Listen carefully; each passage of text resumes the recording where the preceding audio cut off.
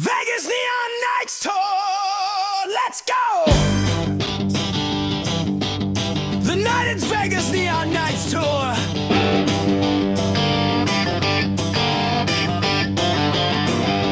Here comes Link on the Neon Nights Tour. Battlers abroad, yeah, we're back for more. Blue and red, shout it through the night. We're gonna seize the night under Vegas lights. Away from home, but never alone. From the United Bar to the Vegas Strip. From the United Bar to the Vegas Strip. Vegas Neon Nights Tour. Stand as one, hold the game. Shields held high, we'll take our claim. Vegas Neon Nights Tour. Ready for battle through the night. The United Podcast ignites. Under the blue, red, glow. Yeah!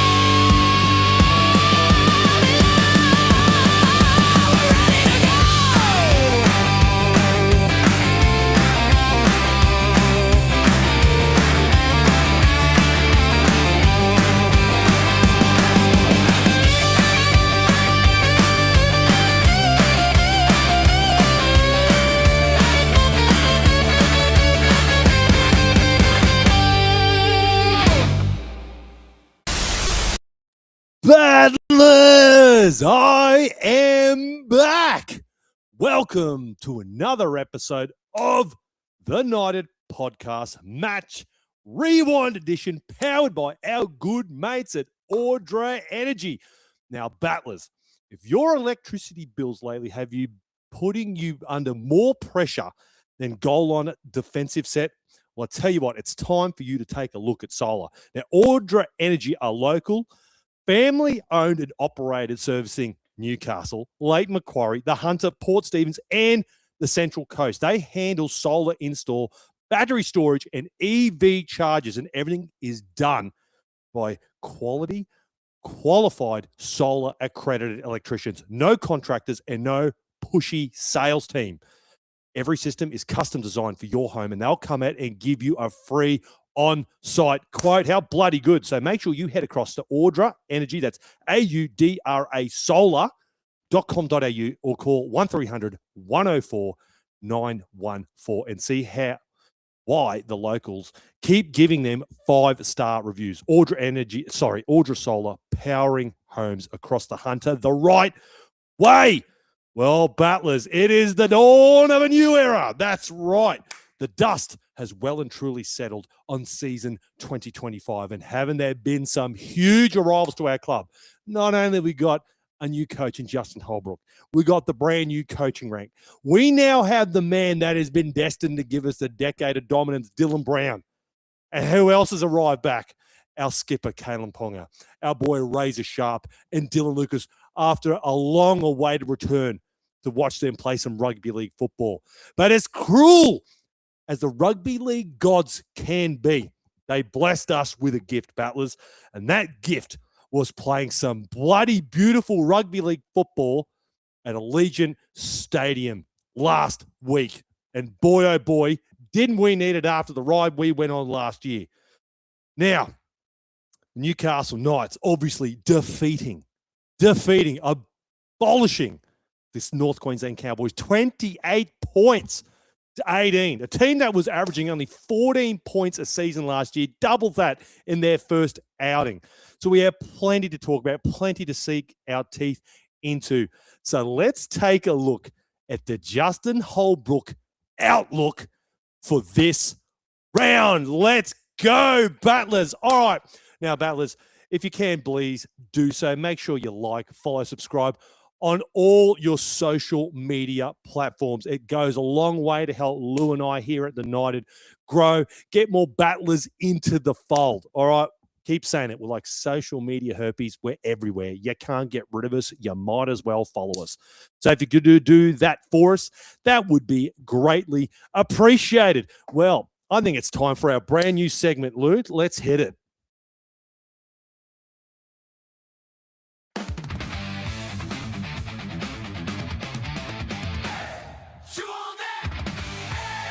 Chew on that, battlers. That's right. It's time for a little bit of a rant each week, something to get off my chest each and every week. Brought to you by our great mates at Beach Jerky, the proper quality beef jerky that hits you with big flavor, made by local Newey boys. A perfect game day snack that you can smash while watching the footy. So make sure you go load up on your game day fuel and visiting their website at beachjerky.net and go grab yourself a bag. Seriously, battlers. Lou, how quickly did I demolish these? Too quickly. Way too quickly. I filled myself full of this stuff. Seriously, good stuff. Very addictive. And your wife doesn't have to throw them at your head either, like she did mine. So just clever marketing on our behalf. But yes, chew on that. Do you know who could go chew on that? That's the Manly Sea Eagles. That's the Roosters. All right. That's the Brisbane Broncos. Has there been a better round one, Lou? Seriously, I kept saying the rugby league gods keep giving us gifts, and they've just bestowed this upon me. Honestly, I don't think I could have asked for a better round one. The Angels definitely listened. The Sage worked. Yes, the Sage absolutely worked. Yes, we still got plenty of it too, which is encouraging as well. But boy, oh boy, watching the Broncos get an absolute duck egg at Suncorp Stadium, that was awesome. I loved every bit of that. Then Manly having their heart ripped out of their ass at Brookvale Oval in Golden Point was even better. And wah's up, baby. The Roosters, with their infinite sombrero, Daly Cherry Evans debut, go down to the Wahs in New Zealand. How bloody good.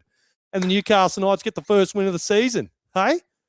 Bloody awesome. Great stuff. Great stuff. So go chew on that, Manly. Broncos, Roosters, get that up, yeah.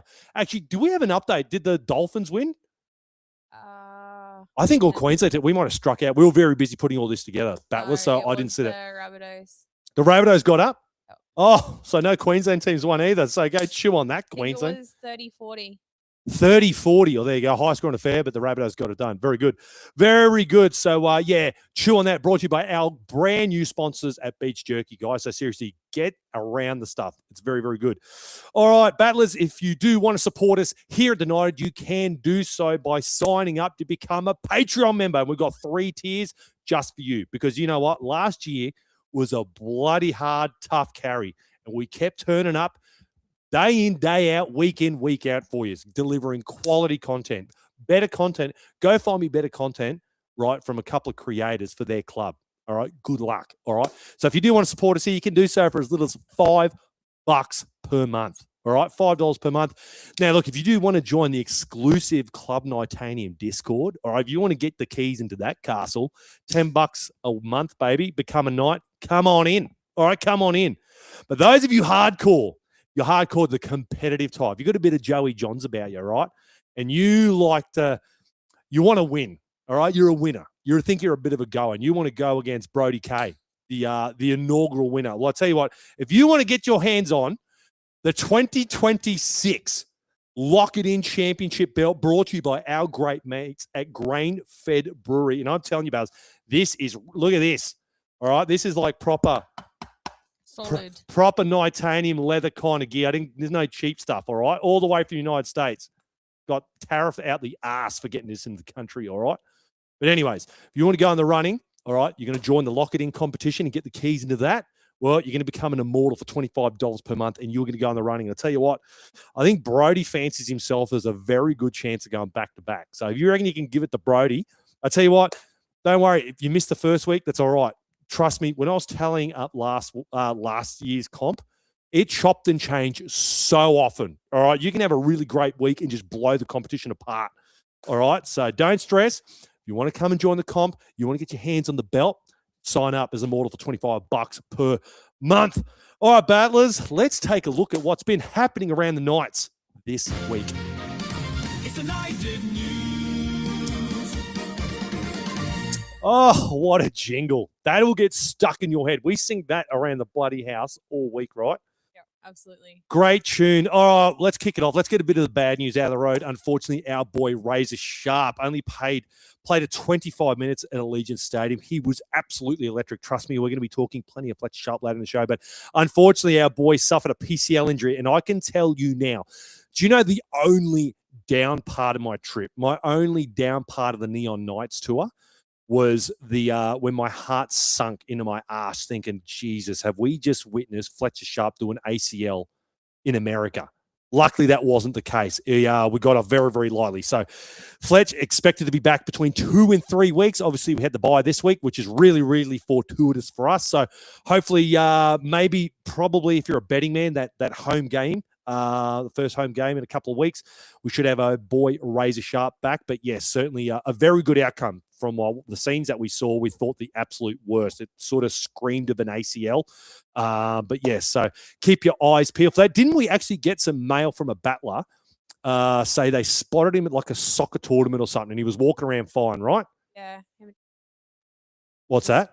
Him and his family saw him, no strapping, and didn't look swollen. Yeah, so look, we've got a bit of inside intel. He's walking around just fine. So let's hope it was he's back sooner rather than later for us battlers. But a guy that's going to be sticking around for a while, battlers, that's right, our boy Tommy Cant. Now, this is news that broke a couple of weeks ago, but any chance I'm going to get to talk about our boy Tommy Cant, I'm going to take it.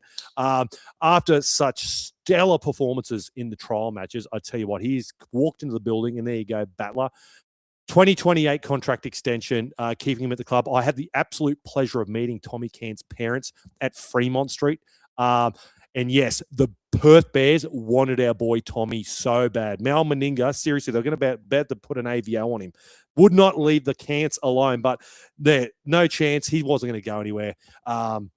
So great to see Tommy. We all know great leadership abilities. I said to his parents' face, I looked at his father dead in the eyes. I'm like, mate, your boy is going to be a premiership winning captain for us. It just reeks of it. He's got just a bit of Billy Peden about him. All right. I keep likening him, akinning him to like a Billy Peden type. But yeah, such a good signing. So excited to see Tommy Cant extend his tenure at the club till 2028. But here's another one, battlers. This one got everyone particularly excited. And this is going to be dominating the news circles for quite a while, I feel. Mitch Barnett. That's right. The enforcer that played 126 games for the Knights between 2016 and 2022 is set to depart the Warriors on compassionate grounds. Now, the story floated he wants to get home closer to his family. It keeps getting said, I think, his family from Taree, which puts us right in the box seat. Obviously, being with the Knights for quite a few seasons, you'd like to think there's still a bit of a relationship there. Now, I know the Broncos, I think, have tabled a 3-year offer. I think Parramatta are another club that really, really want him. Obviously, with the Broncos, Payne Haas moving to the Rabbitohs next year, so they've got a big hole to fill and plenty of cash to spend. But last time I looked, Brisbane was nowhere near Taree. So I don't know how that's going to work, if that's the story being told about him wanting to get close to family. But yeah, I know every battler would welcome him with open arms. He was the very first player, believe it or not, that Nathan Brown signed during that horrible fucking dark ages period back in 2016. He was the first dude to come over. So mad respect for Mitchy Barnett. We'd love to see him come back. I know at the time when he signed with the Warriors, I thought he's a guy, and this is credit to the Warriors, because when he first went over there in 23, that's when they blew up, didn't they? They were the team, unfortunately, that knocked us out of finals contention. But you had Sean Johnson, close to winning a Dally M if it wasn't for our boy KP. They took it right. I think they went to the prelim final against the Broncos, and he was a major part of that. I thought he's a guy, the Warriors were renowned for getting guys on big overs, and they sort of never kind of live up to the hype. But, fortunately for Mitch, he sort of got in right at the right time with the Warriors and bought into that system, and he's just turned himself into an absolute origin star. And yeah, I know it's the question we got asked most weeks was, Link, who are we going to get? Who's a forward that's going to land into our lap? I know Trey Mooney came, but boy, oh boy, could you imagine the 1-2 combo of Trey Mooney and Mitch Barnett? Sign me up for that, please. So keep your eyes peeled. Let's hope, keep your fingers and toes crossed, battlers, that the rugby league gods gift us Mitch Barnett and he can make his triumphant return back to the Newcastle Knights. Now, another player that negotiations have begun is our boy, the G-Train, Greg Marzhew. The Knights kicking off negotiations to re-sign Greg Marzhew. Obviously, he came at the start of the 2023 season, released from the Titans. Coincidentally, that's when Justin Holbrook was there.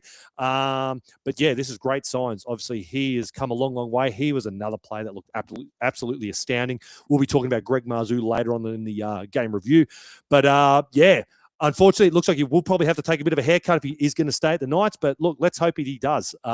We all know he was, he had these liabilities under the high ball last year. That was pretty bloody obvious. But we know, at his damaging best, especially in 2023, good luck finding anyone that's closer to Brian To'o than bloody Greg Marzhew, especially when the bloke's rocking the braids. How good? Seriously, they should just sign him alone. Did you see the scenes, Lou? Him cutting it up on the dance floor of bloody Fremont Street? Oh, Unreal, right? unreal. I couldn't even get there. Seriously, Fremont Street was so goddamn packed. I reckon we'll probably save a bit of Vegas chat, my Vegas experience over in the burning question side of things. I'm sure you guys have plenty of questions regarding Las Vegas, but yeah. So let's hope a deal can get done because Greg looked absolutely impeccable to kick off round one. All right, let's do it. Let's sink our teeth into the first game of the season. That's right, with the Newcastle Knights absolutely, and I maybe not destroying, but I felt in my heart of hearts, destroyed the North Queensland Cowboys 28 points to 18. Now, look, I swear on my life, battlers, I swear on every fiber of my being, not once. I'm talking the preparations, coming into the bar, packing my clothes, waiting at the airport, all that stuff. Not for a fleeting moment in time did I ever think we were losing this game. Ever. All right? Hand to my heart. Hand to my heart, I promise you, I never thought we were losing this game. Even watching the game at Allegiant Stadium, I just had this air of optimism and confidence that we were just going to get the job done. I don't know. Maybe there's some other battlers out there who were cautiously optimistic, but I don't know. I just felt like we were always going to win it. And to be honest, I'm going to say it, I really feel like the scoreline flattered the Cowboys. I really do. I really do. I felt like this could have been a much bigger affair. But anyways, look, first talking point of the game I want to talk about. For the first time in a bloody long time, the Knights look like they have a spine that might actually scare some teams. Now, this was going to be obviously the big talking point for 2026. It was right up to the match. How is this going to work? When the team list did drop, Fletcher Sharp at 6, Dylan Brown at 7, and KP. The triple run threat, how is this going to work? Well, I tell you what, for a round one game, execution looked bloody good, real good, compared to what some of the other teams dished up. We did know that the playbook literally had to be blown up, didn't we? Kept saying it last year. The Knights didn't have a physical problem. They had they had a philosophical problem. It was the playbook. It was just this dull, lethargic, boring, bloody pedestrian playbook. And now we've got a team playing some bloody exciting football. It was such a pleasure to see. On that note, Lincoln, I do have a voicemail from Chris. Oh, do you? Oh, let's take our first voicemail for 2026. Hi, Link, Lou, and Battlers. What a win to start the season in Vegas. Considering everybody has been writing us off, and it goes to show you that trial form means nothing. I thought we actually looked pretty good in attack, considering it was the first hit out for the new spine. I thought KP, Brown, Fletch, and Mooney were outstanding. Also, Gags, that man's like a fine wine. He gets better with age. And I know I've been a bit critical of Marju in the past, but I'll admit when I'm wrong. I thought that was probably one of the best games I've seen Greg Marju play for us, and it was good. That's my opinion. Thanks, guys. Chris, you took the words out of my mouth. Seriously, mate. Yeah, they were great. They really, really were. I think there'll be a lot of people, Knight supporters, that were sitting back going, "Oh, okay, all right." Maybe converted a few skeptics. I know there were plenty of them for Dylan Brown, but it looked good, didn't it? It looked good, and I know you can only play what's in front of you, and we're going to get there.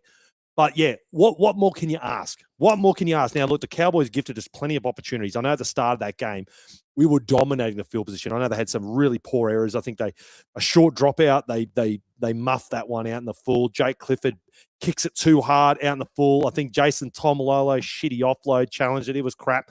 Anyways, how many times did we see in 2025 teams gift us opportunities and we just didn't capitalize on them? We had all this field position and we're in the red zone and we just didn't do nothing with it. Well, it's nice to finally fire some shots across the bow and we come away with some goddamn points. It was brilliant. And keep in mind, battlers too, keep in mind, I feel like out of all the teams that played and the style of football that we played on a narrower field. You got to remember, Allegiant Stadium, I think it's 5 meters thinner.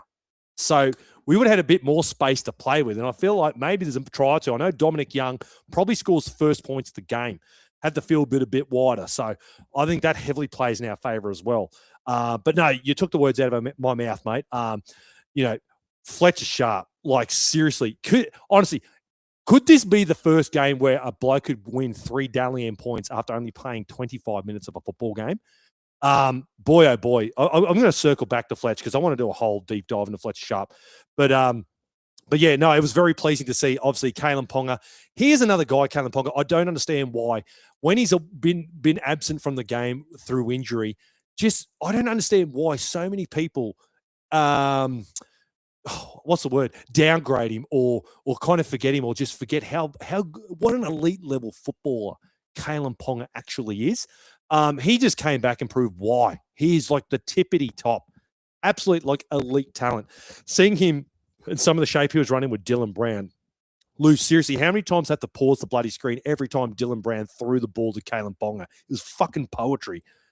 You replayed that in Oh, it was so good. I've been waiting 12 months for this, and yeah, it looks right. There's some of those things that just come together, battlers in life, and they look right and they feel right. And that's what Kalen Ponga and Dylan Brown running shape does. Now, look, I know I was a bit worried, particularly when they said Dylan Brown was going to probably be parked more on the right edge. But look, my fears were quickly squashed because we did see them quite often shift either edge, which was really, really pleasing. I did have a quote here from Justin Holbrook, basically saying, quote, get around the field and be unpredictable. And I think that basically sums it up. The Cowboys just looked like, as I put out a tweet saying, good luck to the blokes in the defensive line when you got Dylan Brown, Kalen Ponga, and Fletcher Sharp running shape at you. And wasn't I bloody vindicated for that? Seriously, you just must be looking I don't know where you look when you got those blokes running at you. So, so exciting. And the fact that this is only round 1, like, come on. So this is only going to get slicker. It's only going to get silkier. I know we got our boy Fletcher Sharp out for a couple of weeks, but shit, there's a lot to get excited about here, battlers. This feels like I'm so energized. I'm so fucking energized compared to what we were talking about last year to now. You've only had 1 coffee today. Oh, who needs coffee when you got Dylan Brown and Kalen Ponga running shape on your team with Fletcher Sharp in the mix? Like, come on.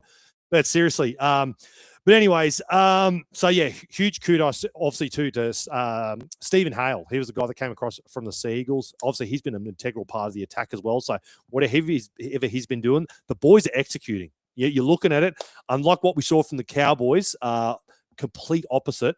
The boys, obviously, there was a game plan. They stuck to it. Everyone knew what they needed to do. Was it perfect? Absolutely not. I'm not saying it was perfect. It's going to get better. Fucking oath it's going to get better. And that's the bloody exciting part about it. So plenty to get excited about there. Now, next talking point I want to talk about is Fletcher Sharp actually the X factor that unlocks the attack. All season, you got the 2 giants. You got Kalen Ponga and Dylan Brown, the 2 big dogs, the $1 million plus players, and rightly so, representative level players. But quietly, we all knew in our heart of hearts what Fletcher's all about. We know he's a natural footballer, mad X factor, speed, the rest of it. Played trials football, he still looked brilliant. But the more and more I think about it, thinking, have Dylan Brown and Kalen Ponga maybe inadvertently thrown a huge shadow over Fletcher Sharp in the competition where maybe he's the guy. Maybe he's the key to all this, because watching that first 25 minutes, he was the best goddamn player in the field. I would say if he played the full 80, he'd be the player of the round. Good luck beating that guy. There's a good comment from Matthew here saying if Sharp didn't get injured, the Knights would have put a lot more points on the Cows. Oh, mate, 100 plus. Put your house on it. Yeah, would have been points for days. No, that was the best thing that happened to the Cowboys, mate, was Fletcher Sharp going off with that PCL injury. Geez, just the speed it creates around the ruck, and just gives those spine players another ball playing option. We know what he's like in support play, and he showed it. You know, that first try he scored, seriously, you could see that coming a mile away. Had the camera ready, you just sensed it. You just knew nothing was stopping Fletcher Sharp from scoring that try. And, to witness it with my own goddamn eyes was just an absolute pleasure, battlers. He was so good to watch. So, but yeah, you guys let me know. Like, how does this work now? How does this? I know it's only a small sample size, but how do these 3 big dogs? How does it all work? Because it is so intriguing and so exciting. I genuinely don't know when we've had three exciting, huge, massive ceiling X factor type players in the spine like this. This is like Joey era kind of. We're talking, Bedsy, Joey, and Robbie O sort of areas here. I don't think since that.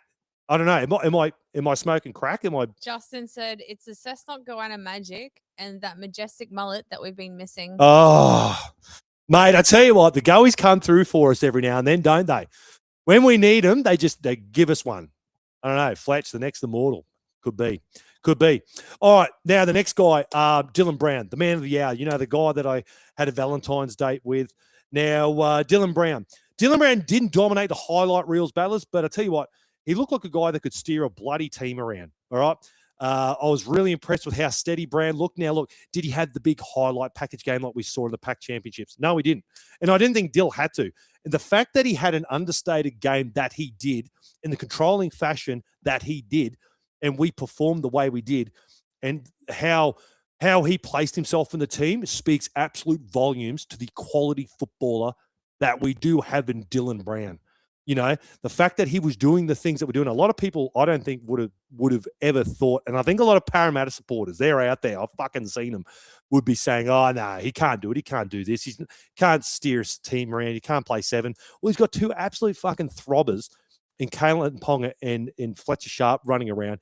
And I thought he did spectacularly. He was a great link man, didn't stifle anything. When he ran the ball, he had to run the ball. We know defensively, he's an absolute dog in defense. There's no quarrels about Dylan Brown's defense, all right? He's pumped full of Nitanium. He's a Parramatta player that's got a bit of Nitanium about him back then. So he just fits like a bloody glove in here. So, look, wasn't flashy, but look, as I said, strong defensive play, good linking play, calm decision-making. And I thought that was a massive tick in the box, huge tick in the box. So I know me personally, flip-flopping is going to be sand on. You guys know I was raging about why Razor can't play 7. But look, the more and more I think about it, and the small sample size we got, you make me a valid argument why Dylan Brown can't play 7. I thought everything that we saw, it's only going to get better. I know the Cowboys aren't probably going to be a premiership threat. I understand that, all right? I know we're going to be going against some better quality rosters and teams, but I'm only gauging by the sample size we've got now, and I'm not trying to get too overhyped. Your boy can get a bit overhyped in these scenarios, but boy, oh boy, I was super impressed with Dylan Brown. And, he didn't have to have the huge highlight package. And you know what? A part of me kind of wishes and kind of hope for he didn't. They just rolled up the sleeves and kind of did all the stuff behind the scenes like a good half does and allowed all these other players to flourish. So you go back and watch the tape. He played a sensational game of football. And considering that his main half, Fletch went down and Sandon came up and continued to basically still steer a new team around, I thought was huge. So, but you comment away. You guys let me know what you guys made of Dylan Brown's first performance. Now, the next talking point I want to get to. Did the Knights win because they improved, or did the Cowboys completely and utterly collapse? Now, for me personally, I think both those things are true. I think you'd be pretty bloody salty to think. You could probably only a Cowboy supporter would tell you, oh, it's only because we sucked. That's the only reason why the Knights won. I'm going to be absolutely shocked. I'll be gobsmacked if there are still people out there now having the Knights as wooden spooners. Like, let's be real. Unless there's just some horrible run of injury that we get and the roster is decimated. All right, I'm talking about some unprecedented amount of bloody injuries that go through the place. There is absolutely no goddamn way this team is winning the spoon. It just isn't. It is. I will not have any bar of it, and I will die on that hill. All right, trust me, your boy will die on that hill. If I find anyone at Magic Grand or wherever spoken that the Knights are going to win the bloody spoon, I'll be having a stern talking to them with them because they don't know what they're on about. Seriously. The Cowboys did collapse. They were bloody awful. Let's be honest. Their coach is right in the hot seat. So you got our coach, no pressure at all whatsoever. New coach. Todd Payton on the other side, huge pressure. He keeps stringing performances like this. I reckon in a month, his ass is out of there. So, but anyways, I think it's I would find it very upsetting to think that the narrative would be the Knights only look good because the Cowboys play poorly. Both those things can absolutely be true. And yeah, the Cowboys were absolute arse, and I thought we were absolutely electric. So, Battlers, should we be right now riding the hype, or should we now be cautiously optimistic? Because look, the Knights look promising. Attack looked far more free flowing. The defense was pretty stark. We haven't really talked about the defense, but we do know historically under the Brian McDermott era, defensively we have been pretty good. I know it fell off a cliff towards into last year, but look, there were huge periods there where the Cowboys put us under a lot of pressure, and we did pretty well. And a couple of sets there, they played through the middle. I think it was Jackson Purdue, quick play. I think a half line break, quick play of the ball, steamrolled through. I think it was Murray Talangi, one of his tries. Look, not saying that was perfect, but I felt like for large periods there, Knights look really, really good in attack. I know it's going to be put under a lot more pressure under some better quality rosters, but look, start the season, I thought defensively we need to give our flowers too. I thought we were really, really good in that regard. But yeah, I know people will be saying, Link, don't get too carried away. I know we want to see this against some more top quality rosters, but boy, oh boy, Rebecca put it really well. Cautiously optimistic. Yeah, and that, that's fair enough. That's fair enough. But this whole thing about trials football. That's why I put the tweet out yesterday in the graphic. Trials means nothing. Nothing. Don't worry. I kept saying it. I remember screaming into the phone again, Battlers. Don't worry about it. Who cares? It's all good. Like, seriously. Look at the Eels. Eels are a prime example. I just like taking the piss out of Titans. That's why I use the Titans as an example. But yeah, Eels win the whole goddamn preseason challenge, whatever the hell the thing's called, and they get absolutely pumped. Like, they were a team, honestly, they were probably the best team not to be in the top 8. When Mitch Moses came back at the end of last year, they looked fucking great. I thought they could have really upset some teams in the 8 if they managed to get in there. And then they come out and they put a performance on like that. So, yeah, look, and that's with a coach that's been, he's got a whole year on Justin Holbrook. I know they're going against the Melbourne Storm, but yeah, they were absolutely abysmal. So, look, I think it's really important we get excited. We deserve to be excited after a performance like that. All right, don't get too cynical or anything like that. I think just revel in victory. Revel in victory. That's all I'll say. But look, I know I've been talking about the spine quite a bit, but geez, there were some really, really nice plays by a lot of players there. Greg Marzu, as Chris said before, he was fucking outstanding. I haven't even read any stats, Lou, so I'm a bit rusty and dusty here, Battlers. Let's bring up some key statistics from our boys. If I can find it here, player stats. Where are you? All right, who are we talking about? Greg Marzu. Greggy Marzu, obviously bagging the try there. 20 runs for 198 run meters, the most of the night. Thank you very much, Greg. What have we got here? 74 post-contact meters, 7 tackle breaks, 1 line break, 4 tackles, only 1 missed, 2 errors. But that's all right, Greg. We forgive you for that because you're an absolute stud on the night. Now, look, another guy I had the pleasure of meeting. I messaged his mum. Shout out to Sue. I know she'll be listening. So Dominic Young's grandmother loves my passion, but feels like I swear a little too much, Lou. So maybe she's just not used to the Aussies getting way. Yeah, she is a huge fan. So apologies. It's just the Australian way. All right. We're not as refined as you English folk. But anyways, Dominic Young. I thought Dominic Young was sensational. Now, look, I know there's a lot of criticism regarding him staying on his wing. Yeah, look, that might have been the case 1 or 2 times. He had to go jam in. I think, Dane may have made a bad read here or there kind of thing, but not the end of the world. I'm sure they'll clean that up. But I thought Dominic Young was sensational. He obviously bagged the try, got a try assist, 19 runs for 195. So the boys just a bee's dick off getting a 200 runs each, 68 post contact, 9 tackle breaks. 9 tackle breaks with Dominic Young. Holy shit. Got the line break, a line break assist, got the offload. Yeah. 3 errors, but we forgive you, Dom. That's all right. That's all right. Well, glazing our boy Kalen Ponga. Let's keep reading the stats out here. Our boy KP got the 2 try assists, 18 runs, 157 run meters, 37 post contact, 8 tackle breaks. Like, come on. 1 line break, 2 offloads, 8 tackles, 0 misses. Yeah, sensational. Sensational stuff. Greg Marzu, huge criticism last year is why on earth aren't we giving early ball the bloody Bradman Best? Well, I tell you what, didn't we get a bit of that? And it was fucking awesome to see. Shout out to, we didn't put it in the night of news, but what was the update on our boy Brady again, Lou?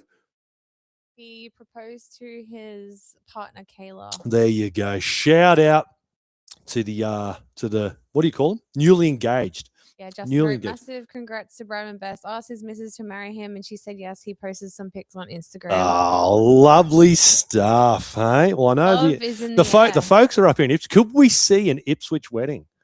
Hey? You reckon? No, I highly doubt that. I highly doubt that. But nah, mad love to those two. I tell you what, I think statistically, I don't know how you quantify it or if there's any records or such to back it up, but I feel like players that are expecting, new dads, I think they go to another level. I think we could be seeing maybe Kayla is we thought it might have been having the next leg tattooed. Maybe we're wrong. Maybe just need to get engaged. He's got the little one.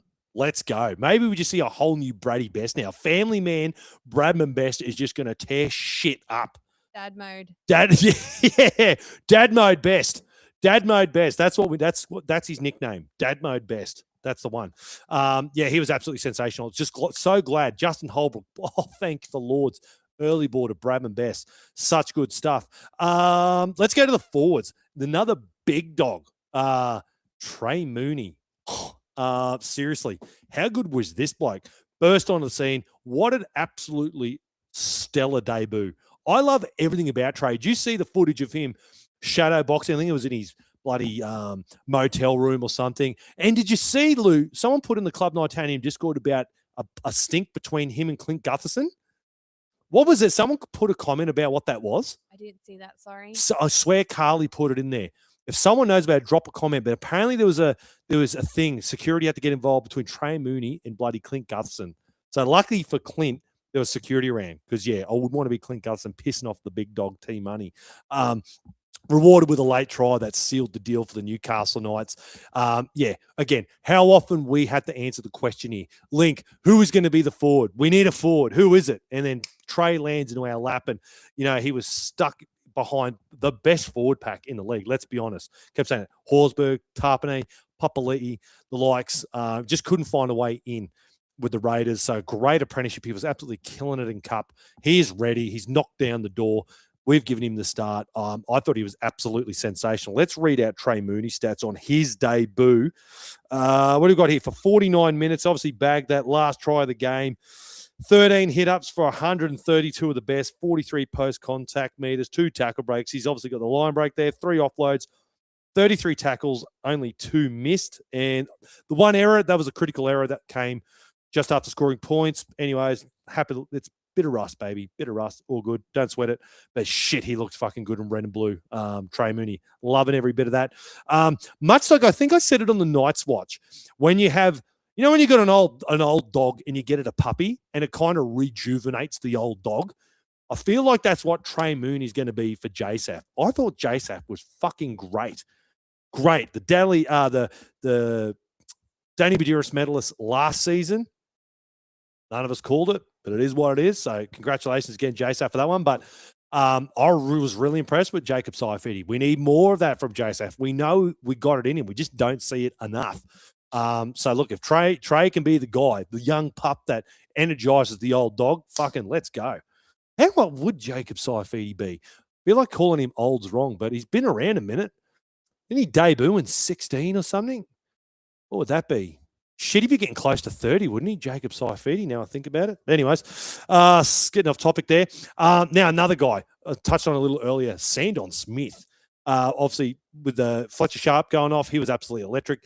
Look, did we look as good? No, we didn't when Fletcher Sharp was on the field. But I tell you what, Sandon Smith, fucking kudos to him. He came in, plugged in. He did a great job. I thought he was absolutely fantastic. Sorry, just confirming that he was born 1st of May, 1996. 96. So what's that, 30? No. Yeah, 30. Fucking, oh my God. How is the fact the 90s is 30 years ago still doesn't make sense to me. Anyways, wowee. Sandon Smith, came off the bench. I thought he was absolutely fantastic. Quintessential 14. quintessential 14. The way I've seen it now, fuck it, I'm going to say it. I thought he was going to be our 7 after that trials game. I know he's going to be plugging in and probably be playing 6. Come against the game against Manly next week. We'll get to that in the Ross review show on Tuesday. But yeah, when Fletcher comes back, he's your 14, man. He was so fucking good. I was really, really impressed. Exactly what we needed at the time. Had some really great touches when he came on. Didn't seem to stifle things too much. It's just really hard to compare him to Fletcher Sharp because Fletcher was playing like 11 out of 10. And that's not taking anything away from what Sandon done. I thought he was really, really good for us as well. Is there anyone else? Another guy I'll quickly touch on. Jermaine McEwen. I know he had a couple of errors in his game, but I tell you what, fucking hell. In defense, I don't know if there was a more physical player. He was just looking to fucking hurt players, and I loved it. Again, I think he's going to be a guy, game on, game on, game on. We're just going to see him get better and better. I think there's a reason why we had to let Kai go, our boy KPP, for this guy. And I think it's going to pay dividends. All right. I really, really do. Dylan Lucas, again, did he have the huge, massive highlight game that we're used to see Dylan play, that more and more pundits now are jumping on him playing for the Blues bandwagon? No, he didn't. But I tell you fucking what, I want to give him his flowers. You go back and re-watch that first try from Fletcher Sharp. That starts from a fucking awesome run from Dylan Lucas. Hits them on the 30 meters out, drags 3 blokes 8 meters in post contact, quick play the ball, shift out to the right, KP kicks it. It's all off the back of what Dylan Lucas does. Go check the tape. So I want to give my flowers to Dylan Lucas there. Still, thought he was really, really stoic in defense. Good hard line running. Again, just another player. Once match fitness is a big thing too. Like he had a massive absence, and I kept forgetting we hadn't won a game since he last played for us, which is fucking wild. But another guy, a key player that's, once that bit of rust has come off, look, yeah, it's so exciting on that left edge there. So a lot of the battlers are mentioning Phoenix Crosslands 40-20. Yeah, I've got that in my notes here. Because I was asking you, and you comment away 10 points to the first battlers. The first battler, sorry. Did we kick a 40-20 last year? Lou seems to think Tyson Gamble did. I can't recall for love or money. Did we actually kick a 40-20 at all last season? There you go. 10 points to the first battler. 10 points to Gryffindor. Who can answer that question for me? Yeah, Phoenix was great. I think he finger dislocation or something fucked up happened to his finger in the first 15, 20 minutes of the game. But yeah, really good game. Defensively, really, really strong. We know the combination that he's already built with Dylan Brown, had really great service. So yeah, that 40-20 was absolutely huge. And, that's the halfback coming out at him, which is really, really good. Because we all know when Jaden Brayley was getting around for us, we absolutely revoked that kicking license. But Phoenix absolutely gets to keep his. Yeah, he had a really, really good performance as well. So nice to see him rewarded after a really good pack championships as well. So he's dragged that form right into the Newcastle Knights. All right, let's do it, battlers. Let's name your Nitanium Forge Play of the Week, brought to you by the OG sponsor, LGB Marine. Do you know, battlers, these guys have been with me basically since day dot. Since I started podcasting, these blokes reached out. They even paid for me to come down. They didn't have to, for the 2023 finals game against the Raiders. If it weren't for them, I wouldn't have got a chance to get down there. So mad love to LGB Marine, going around again. So shout out to these guys, the experts in building resilience on and off the water. Just like the toughest structures they construct, this week's play has been battle tested, unshaken, and built to withstand anything. LGB Marine, strength, precision, resilience. Let's dive into this week's winner, and no doubt is our boy Kalen Ponga. Boy, oh boy. I'm going to glaze our boy Kalen Ponga again. But seriously, it absolutely astounds me how many pundits and how many people that watch rugby league football just write this guy off and just massively downgrade him once he's been out of the picture for a bit. Like, it's just blown my mind. People are playing Supercoach now. I'm not a big Supercoach guy, but they'll sort of explain to me how far he's dropped down. And I was like, fucking, my mind blown. I told Dom went into a super draft, Supercoach draft. I was like, mate, if Kalen Pong is still on the table, fucking take him now. So you're very welcome, Dom. You owe me one, brother. Yeah, skip of the team. One thing that I really did like, and I saw some comments getting around on some other podcasts, was Kalen Ponga's leadership. Now, if there's one thing I think that we absolutely saw in round one was Kalen Ponga's leadership. I fucking love when players just like give it to their own. You know, when it was Bradman Best out to Greg Marzu, threw the ball, it was a horrible pass, didn't need to throw it. And yeah, KP's just there giving it to him. All right, I fucking love that. I love that. That's what Joey used to do. That's what Mitchy Moses, that's why I love Mitchy Moses. He does that shit. I love it. Just shows you that competitive nature in the edge. At the scenes at full time, you know how much that game meant to him to win. Because I know there's been a lot of criticism for a long time. He's a bit too cool for school. And, you know, he doesn't live or breathe football outside of, you know, playing football and all that stuff. But there is absolutely no denying Kalen Ponga is one of the most competitive players in the league. And that's why he's our captain. Elite talent and super competitive. And he's going to drag everyone up with him, just like Joey used to do. So, yeah, he was absolutely incredible. You guys, look, I know there's a bit of love around Dylan Brown at the moment. I know he's a new guy. And I didn't even realize, I forgot. People saying, oh, you're cheating on Kalen. Because I had last year's Valentine's Day date was with Kalen Ponga, and this year it was Dylan Brown. I'd sort of forgotten about that. But yeah, look, he was absolutely sensational. I will hear no bad talk of our boy Kalen Ponga. He's our Dally M winning skipper. And yeah, he's a huge integral part of this team. And yeah, I can't wait to see now that he has. Let me ask you this, battlers.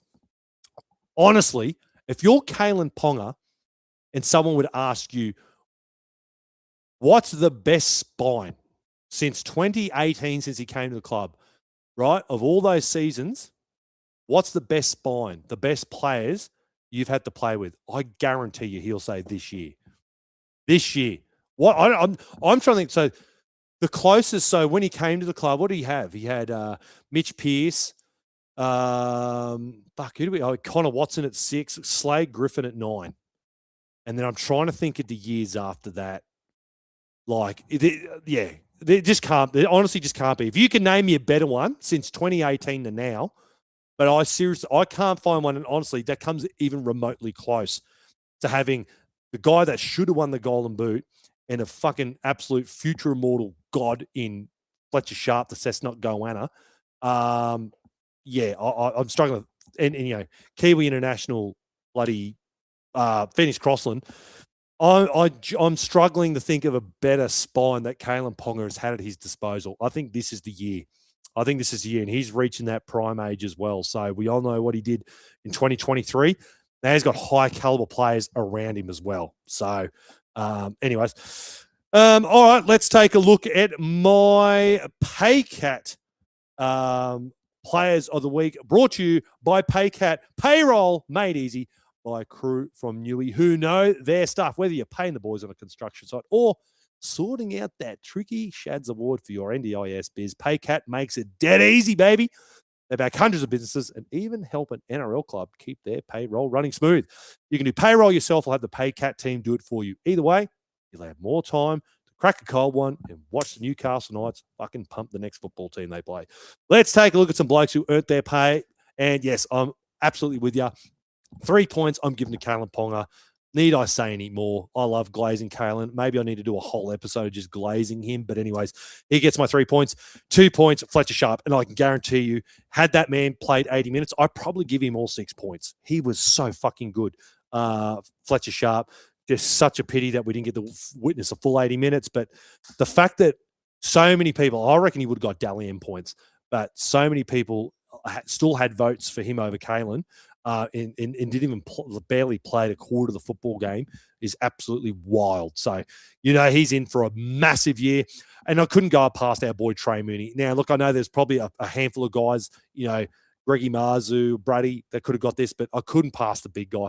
The big guy to get a try on debut, truck and nut. I thought he was absolutely sensational, Trey Mooney. I think he's got a really big future at the club. He's going to be a very integral part of our club, as that premiership window, battlers, is slid right open and nailed fucking open for a while. So they're my Paycat Knighted Players of the Week for round 1 of 2026. All right, it's time to answer some questions. Let's go. Burning questions. Oh, shit. Doesn't that get you hyped up? All right. Burning questions brought to you by our good mates at Get Out Alive Fire Safety Training. You work at a business, battlers. Chances are, like the Cowboys, you ain't going to be prepared for an emergency. You're going to get caught with your pants down. All right. Don't be Todd Payton and Co. and be caught with your pants down. Make sure you get in contact with Get Out Alive Fire Safety Training for your training plans and procedures. Because if you do not learn, like the Cowboys, you will burn. All right. What do we got, Lou? Let's kick it off. The first questions for the year. Got a voicemail from Max. Max. Hey, Link. Max McKinney from the Newcastle Herald. Oh. Just wondering if you got the paper I sent you.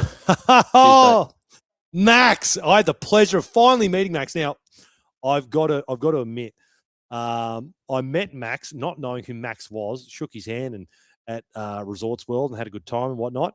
And it didn't dawn onto me till afterwards. I don't know what made me think about it. I think maybe it was something Russ said.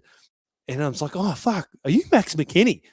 And he's like, yeah. I said, oh, shit, mate. I didn't realize. I appreciate the article. Now, look, got it here. The big dog sent it up to me. I actually haven't seen it yet, Max. So we're going to do a live unpacking of the article. A beautiful article you wrote about us content creators, Russ and I heading over to Las Vegas. I was more than happy to have a yarn with you, mate, while I was having my morning coffee.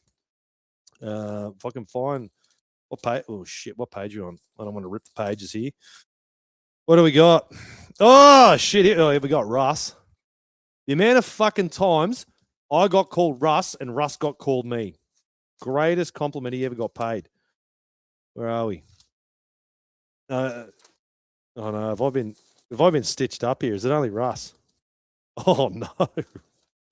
Oh no. Oh shit, Max. I thought my picture was in here too. Mate, you would have sold way more copies, brother. Oh my God. How demoralizing. Here I am thinking this is gonna be awesome publicity. I'm gonna be surely I'm in here. Have they dogged me for Russ? Wow. Oh no.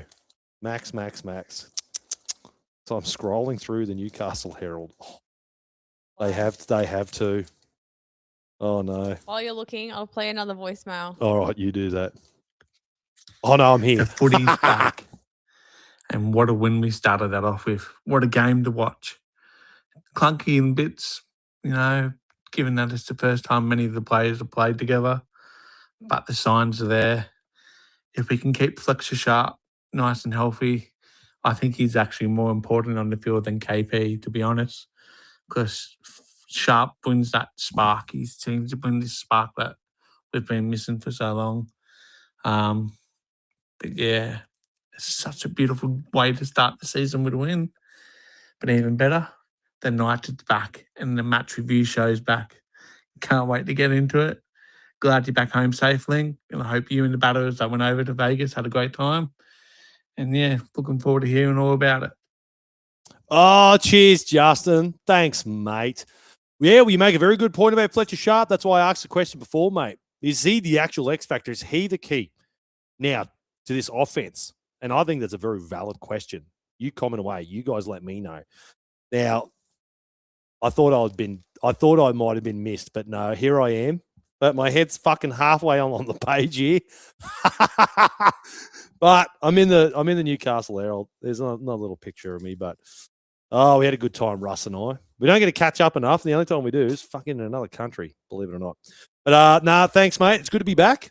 I had a ripped and teared over there. Jesus, did I have a fucking good time over in Vegas? I can tell you that much, mate. But it feels nice. It feels good. I'm a bit rusty, but I'm trust me, I'm going to warm into it. All right, I'm in a bit of trials form at the moment, but I can guarantee you, I'll be good to go, mate, in a couple of weeks.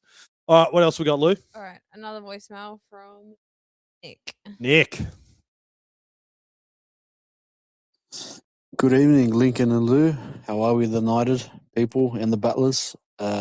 Just wanted to quickly say, Link, hope you had a blast at Vegas. I hope you got it on the tins and you had a couple of big nights. Just let us know if you did have any big nights or where was your favorite place to go, or just share some info on how the whole Vegas experience was. And from what I saw, it's getting bigger every year. So it's quite successful for the NRL. So good stuff. Hope you guys had a great time, and yeah, we had a great win. Good stuff, boys. There's really no negatives to talk about, which is great to start the season. Go the Knights, and hope you guys have a great night. And I'll be on to next week. Thanks, guys. So. Fucking good on you, Nick. Oh, did I have a good time? Did I have a good time, mate? I had a fucking awesome time. Now, as far as great places to go, mate, anywhere is like you can't not find a good place there. Oh man, I stayed at the Excalibur, which was an experience in and of itself. But yeah, New York, Hard Rock Cafe, Resorts World was fun. Fremont Street was fucking insane. I went to the after party, the night's after party, at the Commonwealth Hotel, and you had Kurt Gidley, Danny Medeiros, and Mark Hughes host a thing there. That was really fun. And then I can't remember who it was. There was someone there saying, "Oh, there's another function across the road." So we go across to that, and then someone spots me and asks, "Oh, you linked from the United, blah blah blah." I get taken to meet this bloke. Anyways, long story short, this guy is the founder of the New York Knights, who I remember about 20 years ago. Long story short, I remember an article being written in the Rugby League Week. I remember I was still in high school about the Newcastle Knights sending kit, our old kit from the 2000s, over to New York. And I'm telling this bloke, when I remember this, and he's like, "Oh, the guy that wrote that article is just over there." I was like, "Oh, shit, what a small world." And he's spinning out. Anyways, long story short, been in contact with him. There's a massive story and so much to unpack there. I'm going to be interviewing him. He's going to be sending me over some New York Knights kit. So I can't wait for that. So stay tuned for that. There's a whole nother layer of the Newcastle Knights sort of linked with American Rugby League that I want to tell that story. So that was really cool. I had a really fun time there. But bro, seriously, just everywhere. It's just like, if you could imagine a resort, a casino, a theme park, a shopping center, restaurants, fucking crazy people all crammed into one town. That's Vegas. It's just wild. It's so fun. It's so much. Seriously, I didn't feel like I stepped off a plane. I felt like I stepped off a fucking spacecraft, and just here's aliens pretending to be humans hosting me. It's just weird. The crackheads throwing ice cream at the English crowd at the bus stop. That was pretty funny too. That's a story for another time. But yeah, mate. Nah, good times. Good times. Sorry, just circling back to the 40-20. Maybe I just blanked out 25. Gamble kicked one in 24. Right. And Jack Cogger kicked one in round 26. Oh, okay. So Jack Coggett. Oh, there you go. Yeah. See, I've fucking done everything I can, mate, to wipe Last year's. Yep, that's gone, mate. Don't ask me anything about 25. Gone, out of here. But yeah, okay, well, there you go. We did kick one. So we've already done better than that. So very good. All right, what else we got? Luke said, was two seats in front of you and Russ, and was the best atmosphere. We were all into Klein. Oh, fuck yeah, Luke. How good was it, mate? Or was it Bay 138? Fucking up yours. Oh, mate, it was so much fun. It was so good. Well, as I said, known Russ for a long time.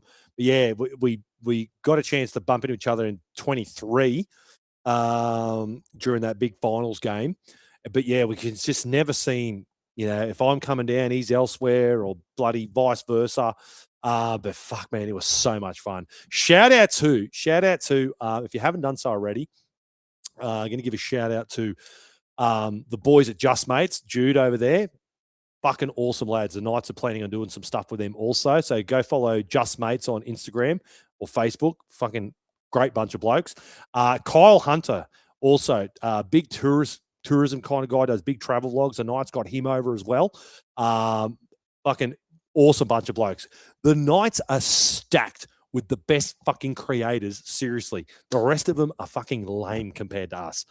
We got you. It's just a plethora of like diehard Knights supporters who are just kicking fucking goals in social media. So huge shout out to those guys. It was a pleasure hanging out with them the whole weekend. But yeah, I'm glad, mate. I'm glad you were 2 seats in front of us, because bloody, they were good seats.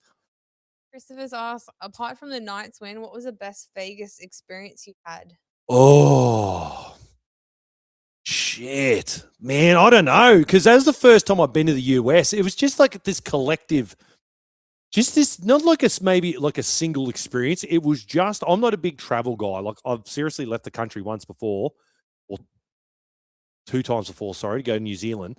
But New Zealand's basically Australia. But just, I don't know, just experience everything. So it's just the subtle differences. I know like America's obviously, Australia and America, very obviously westernized countries, but I don't know. It's just the atmosphere of the place, and just it was really cool to be somewhere so foreign, but at the same time seeing so many leagueies.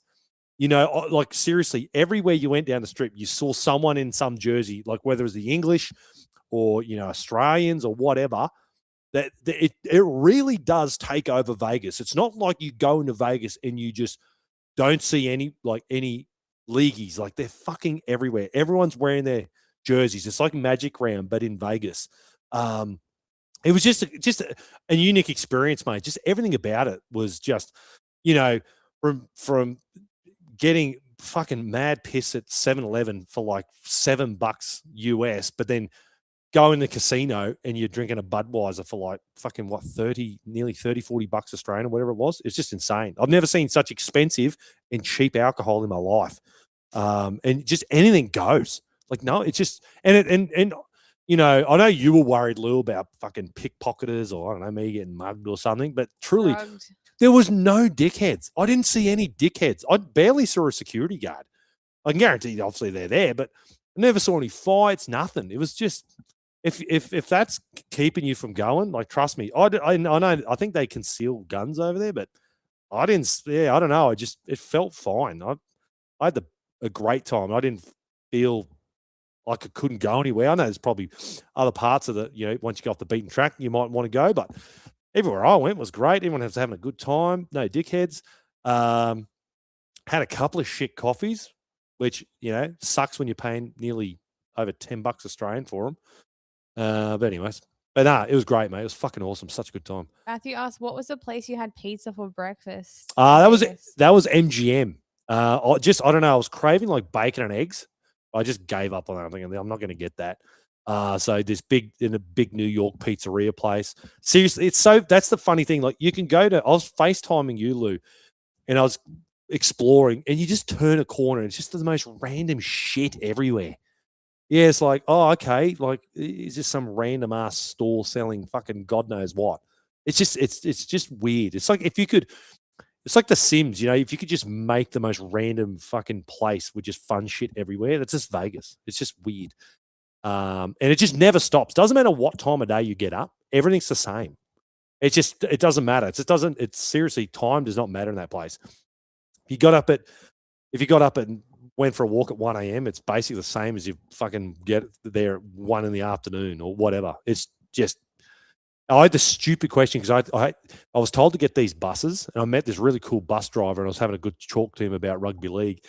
And he's like, yeah, get this ticket and he gets you a bus ride all day. And I was like, oh, is it 24/7? The bloke's like, mate, this is Vegas. Fucking everything's 24/7. Like, oh yeah, shit. Stupid me. Yeah, but no, it's fucking great, mate. Good time. Matthew asked, question with the player swap to get Mitch Barnett. Which player should the Knights give to the Warriors for Barnett? Ooh, shit. Fuck. I didn't think of that. Man, that's tough. I don't know what the Warriors want or need, but man, I love him. It's hard because I don't think we've got a like for like. It depends on if they want like for like equal caliber, like a representative level player. I can't see us giving anyone up. I don't know. And plus, too, if they've already agreed to give him away on compassionate grounds, I don't sort of know how much leverage they got, because unless it was for this year, if that's what you're saying, like if the Warriors are going, well, we'll let him go, but it's for this year. I don't know. Like, bro, I know there was rumors, well, not rumors or reports getting around Brodie Jones been told he can look elsewhere. Could they turn Brodie Jones into a Blues player? Who knows? The Wars. But yeah, it's a fucking good question. I don't know. I'd have to look at the Wars roster, but man, I'm so Yeah, I don't know who would give up at the moment. You were actually who was it asking me? I think it was my brother was saying, "Oh, Lincoln, who's like your least favorite Knights player?" And I couldn't fucking answer it. I love them all. No dickheads. We don't have a Darius Boyd for me to go fucking piss on anymore. So I don't know. Good question, Matthew. I wish I had a better answer for you, dude. That's a zinger, mate. I'm not informed enough yet to tell you that one. B on YouTube asked, has there ever been an unorthodox spine in ours in the past in terms of roles? That's a bloody good question. And this honestly could be, a whole new generation of spine. It is very unorthodox. But with that being said, you could quite see like Jerome Hughes is the poster boy for a guy that was a fullback. Now he's just an out seven, like one of the best sevens in the comp. Could Dylan Brown go down that route where he's obviously still got a bit of running in him, but he's really knuckled down and cemented himself as a really traditional seven, possibly, which would leave you with a really dynamic running Fletch and KP. Who knows? But I tell you what, isn't it funny? It's like a complete and utter 180 from last year. Like I can't seriously remember a time where we've had a team that was just so fucking boring to watch in attack to like flick of a switch. It's just excitement. Like that's one thing I remember at Legion Stadium. I was just like, this just doesn't feel like the Newcastle Knights. Like since honestly 2023. There's been no time to get that excited about our attack. I know we made finals in 24, but we weren't blowing teams away. We weren't, we got into finals, but yeah, not since that 23 season when we just caught lightning in a bottle did we. Have I been this excited to watch us play footy? So, but yeah, that's a great question.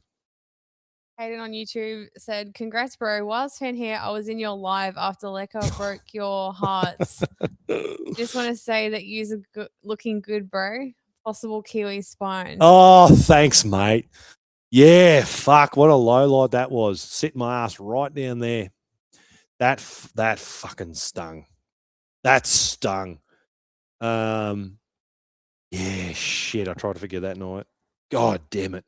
Even when the commentators mentioned his name when I was watching the Wars game, I still like get, yeah. I don't hate the bloke or anything, but it still hurts. There's still that little bit of a twist of the knife when I hear that name, like a Haliasima. But anyways, but yeah, we could have 3/4 of the Kiwi spine. I think there's more reports coming out today that Kalen Ponga's certainly gaining more and more interest in joining the Kiwis. So yeah, with KP, Crossland, and Brown, I don't know. Do they become are they the New Zealand Kiwis or the Newcastle Kiwis now? So exciting for you guys. There'd be KP for the Kiwis. Geez, that'd make an exciting World Cup next year, or this year, should I say. Daniel said, how good was it to finally see the Knights contesting kicks again? And look what happened. Oh, Daniel. Yes, early ball to Bradman Best and contesting fucking kicks. Yeah, mate. There's honestly, I've got such a good vibe. We said the same thing basically at the same time, Lou. When we saw Justin Holbrook being interviewed when I was rewatching the game, I was like, this just feels right. It feels right. And I think the whole connecting back with the community, we did. What was the message that we got from a battler whose partner worked for NIB? And they were saying, usually players don't go to these functions or whatever, but this was the first time in a while they got the players involved. What was that again? You remember that one? I think so. Basically, we get so many messages, but we got this. I just cleaned up Lincoln's messages last night. Sorry. But yeah, someone was saying that they're partnered with NIB and there's usually this function, but historically players don't go to these things. But now it seems like, no, they really want to engage in the community, with the battlers and touch grass with them. And this is what it's about. Going back to our glories, that's what it was founded upon. We've gone away from that too much. So yeah, I got really good feelings about Justin Holbrook. Really, I know it's super early days and people going, Link, don't get too hyped up. But I don't know. I've got a good feeling about the guy. I'm loving it. I'm loving the outlook on Justin Holbrook. Nathan's asked, Knights have a massive amount of top and upcoming outside backs. Who would be your top 8 outside backs? Oh shit. Well, that's a good segue because I was at Resorts World shooting some content early, and I was trying to get to the Starbucks, and I went up the wrong escalator and whatever. And then I'm walking around, and I go upstairs. If you know, Battlers, where the merch shop was before the Oz Fest thing, there was like a pub and there's like a merch stand. I went up that side, but I had to get to the other side where Starbucks kind of was. It was on the opposite side and above it. I'm after gone up the wrong ones. Anyways, I'm like, oh shit, I've got to walk around. And I've walked through this just empty area of the building where the Knights were staying. And there was just this massive empty function room, like literally nothing in there, but like 3 couches. And I'm walking around, and this bloke stands up, looks at me, and I was like, oh, I know you. Anyway, he says, oh, Ling. It was Marcus Diaker, the Canadian player that we got from the Combine the year prior. So I had a really, really good chat with him. Really lovely bloke. Seriously, really good guy. I had a really good yarn with him. He was basically, God love him. He's had his little laptop there, and he was still doing university work. He was doing homework, Battlers, over in Las Vegas. How cool is that? Well, not really cool, but good on him. Good on him for doing it. But yeah, and he was just telling me about the tremendous amount of quality we got in the outside backs between Kyle McCarthy. You know, you got Schiller Instinct. He was there. Had the pleasure of finally meeting Hank. Funny story about Hank. Going to meet him. I met Dom Young, Peter Parr, and then walking in, and here's Hank. Shake hands. Oh, mate, how you going? Blah, blah, blah. What have you been up to? Yeah, good. And he goes, oh, you coming to the game? I looked at him awkwardly. I was like, oh, I don't know. I see what I'm doing. He's like, sorry, mate. That's the dumbest question I've ever asked. I was like, yes, mate. I'm coming to the game. Oh, I didn't come this boy. far to go, fuck it. I'm not going to come watch a game. Anyways, geez, top outside backs. Well, you got the 4 locked in already. So you got Dom, Greg, Dane, and Brady. They're your top 4. I would go Kyle McCarthy, Schiller Instinct, Fletcher Hunt. Obviously, he's coming off the bench. Fletcher Hunt's fucking elite. One last spot for an outside back. Oh shit! I'd have to have a look at our top 30. So there'd be some young gun guy. I'll have to ask Lockie. Shout out Newcastle Knights Juniors Insta page. There would be some guy. If he's not watching this now, when he's listening to it, he'll be screaming at me. There'd be some young guy coming through the ranks too. There's my top 7. I'll throw Marcus in there because he's a good guy. There's my top 8. All right. I've got a question from Justin. How was my weekend while you were away overseas? How was it, Lou? Busy. I'd finish one video and then another one will be up ready to edit and send back to you. So to peel the curtains back, so shout out to Scotty. Now, Scotty got me on his new Moneyball podcast, which you haven't done so already. Go check it out. But we broke down how the dynamic works with Lou and I doing content creating. So essentially, I shoot the content, whether it's interviews, doing stuff around the scenes, whatever it is, right? Do all that, and then I upload it into a cloud, and it sits there. That's one thing that was a pain in the ass is reception in casinos is shit. That's what killed it. Yeah, Killed it for me. that was hard. So that's the one bad part was I'd have to stand somewhere on the strip and try and find 5-star reception and upload shitloads of footage.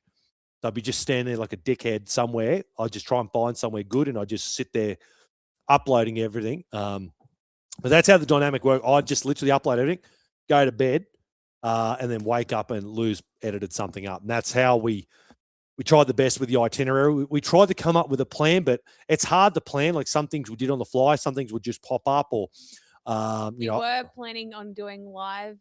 I was live trying to, but streams, the reception was so bad, so bad. Apologies for that, Battlers. Yeah, we wanted to do a roster review show, but I think it's by design. The casinos just kill reception. You go into any of them, I swear you'd be lucky to get 2 bars reception. That's what I found. Get off the phone, stay on the pokies. Basically, you know, I got like the best eSIM you could buy. So I paid up big to get a good one. Anyways, but yeah, it is what it is. But that was the dynamic. But yeah, I know you're a blubbering mess, weren't you, Lou? Yeah. You weren't coping, were you?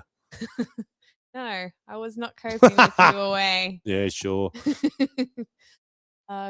Last question, and we also missed doing Lock It In, so we'll have to do that afterwards. Lock It In's is Tuesdays. Okay. Someone's anyway, rusty. I am rusty. Anyway, Ian's asked, did you have any voice left after last Saturday night? Great seeing you in Vegas. Thanks for picks too. Oh, bro. No, after that night, I know when I was doing the interviews, I felt like I was screaming in the mics, but the fucking music was that loud.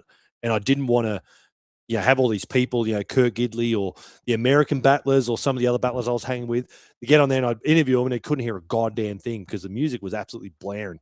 My voice literally just came probably good today. I don't know if I got a virus or it was virus plus jet lag. It kicked my ass. Like I was no good. Even if I wanted to do a show earlier in the week, you wouldn't want to listen to me. I sounded bloody horrible. But yeah, so it did come back, but I think my voice was worse. You said Saturday. My day's all over the place. Sorry. Saturday, it was the Knights game. So I think it was the Hard Rock game. Hard Rock and the Knights game cooked my voice big time. So then we have one from the Goannas. Yes, we did. I'm going to play that right now. All right, last one. Link, mate, over that Goey jersey. Mate, I hope you ever wash it. No, it's not Fremont Street. It smells like a fucking good time. You get all your followers to have a look at the Goey's page. Have a look at the idiot that thought it was a good idea to punch the soap dispensers off the wall. That's not on. Like a club trying to do good things. Up the Goeys, up the Knights. What a week. What a win. Bit to unbox there. So huge shout out. Now I've got it here to the mad bastard, the Cessnock Goannas. Now I'm on Fremont Street, just waiting there for the Knights to get off the bus. Corner of my eye, spot these two legends, snap a thing, put it on Insta. I kept telling all the teams, basically the first one who can get me some kit, you're going to get my full support. All right, that went out to all the Newcastle Rugby League teams. All right, Pickers, Curry, you name it. That went out to all of them. If you can get Link kit, you got me. And I've always loved the Goannas because they gave us Andrew John. So in the back of my mind, I was like, fuck, I hope it's the fucking Goannas. And it was. So there on Fremont Street, gives this one literally the shirt, the jersey off his back. It's a fucking playing one, for God's sake. Absolutely stunk, but the good kind of smell. It was great. So good. And then who was the lovely gentleman that I met, Lou, that message? And he's going to even send me some more kit as well. I forget his name. I believe it's Chris. Is it Chris? Chris, yeah. So shout out to Chris. Greatly appreciated. Chris Sharp. Chris Sharp. So he's got to be related to Fletcher. Surely. It's spelt the same way too. I've been meaning to ask that. But yeah, shout out to the Goannas. Now I did see that footage too of that dog punching off the fucking did you see that, Lou? What? Oh, there was a bloke. I saw some footage of some bloke in the toilets punching off the bloody soap dispensers. So yeah, fuck that. That's not on. Sort that shit out. So up the Goannas. Hope you find that bloke and you get your money for your new soap dispensers. That shit's not on. Can't be doing that to our local rugby league team, especially when they're giving us Andrew fucking Johns and Fletcher Sharp. Let's be real. All right. Won't be having any bar of that. Thank you very much. All right, battlers. That was good stuff. That was bloody good stuff. Now, look, if you haven't done so already, please go like, follow, subscribe. And if you haven't done so, here's a good kick up the ass. Give us a 5-star review. If you've been listening and loving our content, do it. Big old 5-star review does go a long, long way to help us out. And as I said before, if you do want to support us here at the Night, you can do so by finding our Patreon page. The link will be in the description below. It does go a long way, battlers. We were trying to do more and more for you guys, more content, and your support would be greatly appreciated. And again, if you want to join that exclusive Lock It In and you want to get it in, you want to get your hands on the belt, you got to be an immortal. $25 a month will get you keys into the competition if you think you can predict what the Knights are going to do against the opposition. All right, battlers, that will about do us for this week. Make sure you're tuning in for the roster review show next week as we look to take on the old rivals. That's right, the rivalry what do we say? The rivalry reignited with the Sea Eagles after their narrow Golden Point loss to the Raiders. So, battlers, we are getting the Adam O'Brien out of here. We'll see you next week for the roster review. You. Yeah!